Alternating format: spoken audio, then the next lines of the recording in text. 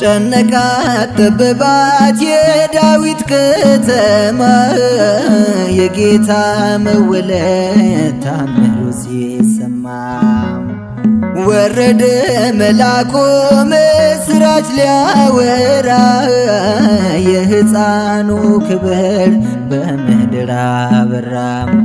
ይህ ምስጢር ግሩም ነው ከቶ ማይነገር ማርያምም በልቧ ትጠብቀው ነበር።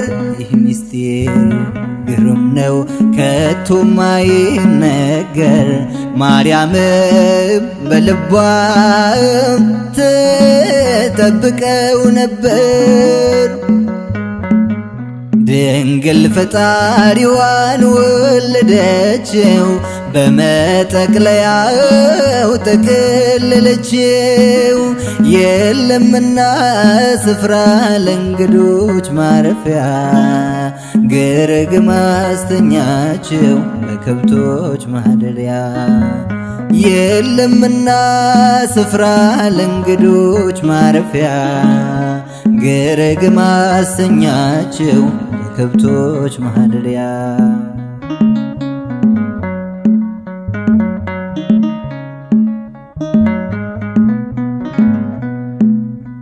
ሰብአ ሰገል መጡ ከሩቅ ምስራቅ አገር ወርቅ ዕጣን ከርቤውን ለእርሱ ለመገበር በእናቱ እቅፍ አገኙት ሕፃኑን ለዓለም ተናገሩ ንጉሥ መወለዱን።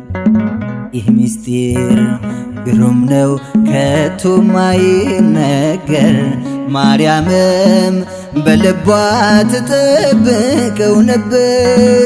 ይህ ምስጢር ግሩም ነው ከቶ ማይነገር ማርያምም በልቧ ትጠብቀው ነበር። ድንግል ፈጣሪዋን ወለደችው በመጠቅለያው ጠቀለለችው። የለምና ስፍራ ለእንግዶች ማረፊያ ግርግም አስተኛችው በከብቶች ማደሪያ። የለምና ስፍራ ለእንግዶች ማረፊያ ግርግም አስተኛችው በከብቶች ማደሪያ።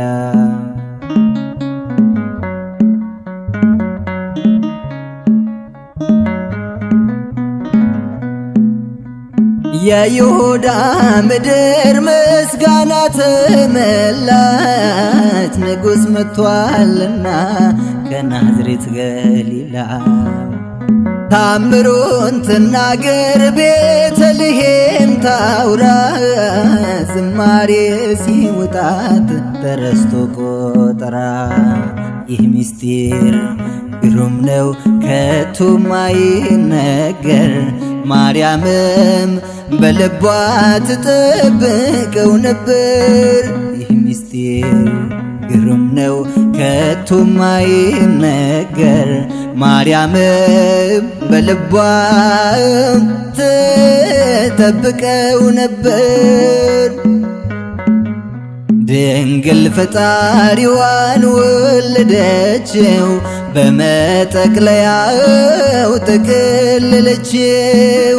የለምና ስፍራ ለእንግዶች ማረፊያ ግርግም አስተኛችው በከብቶች ማደሪያ። የለምና ስፍራ ለእንግዶች ማረፊያ ግርግም አስተኛችው በከብቶች ማደሪያ።